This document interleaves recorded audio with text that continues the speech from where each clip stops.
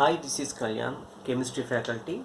Now I will explain Bohr's atomic theory, which is in the topic structure of the atom. Bohr's atomic theory was proposed by Danish physicist Niels Bohr.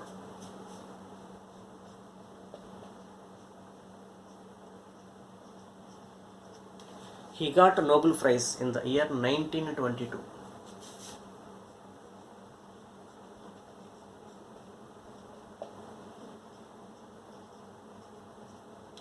Now look at the main postulates of this theory.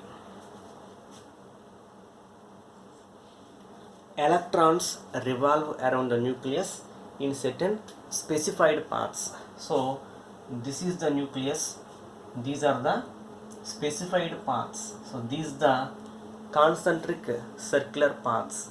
So these paths are called orbits or shells.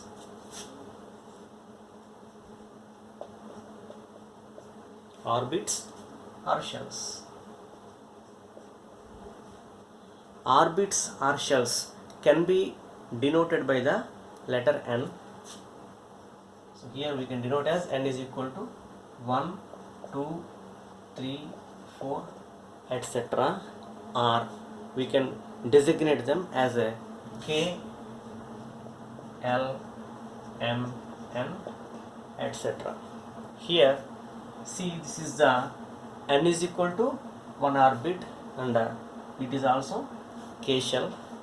L shell corresponding n value is 2 and m shell corresponding n value is 3. These orbits are called stationary orbits because as the electron is revolving in a particular orbit, its energy remains constant. So these orbits are called stationary orbits.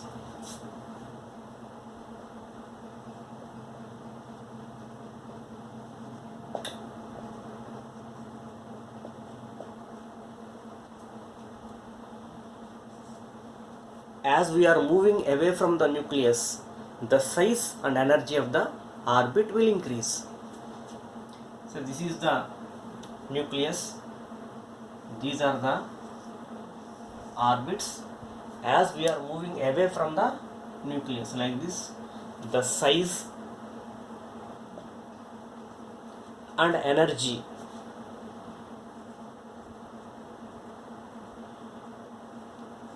of the orbit will increase. As we supply energy to the electron, it gets promoted to the higher energetic level. It is called atomic excitation. So here this is the nucleus. Say electron is revolving in this first orbit. On absorbing the energy, it gets promoted to the higher energetic level. So now electron is present here, and afterwards it come back to the ground state. So now this is the electron in the higher orbit. Now it come back to the ground state by emitting the same amount of energy in the form of radiation. It is called atomic de-excitation. Now how many electrons we can place in an orbit? So there is a formula to calculate this. So here the number of electrons can be placed in an orbit can be given by the formula 2n square. So what is n here? N is the orbit number, which is also called a principal quantum number. So now let us know how many electrons we can place in various orbits.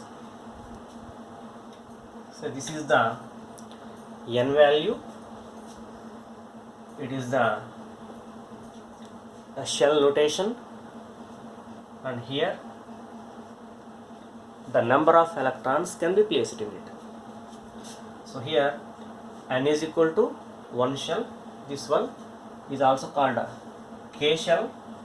So we can place 2 into 1 square, 2 into 1. So we can place 2 electrons in the first orbit. So now coming to the second orbit, nothing but L shell, 2 into 2 square,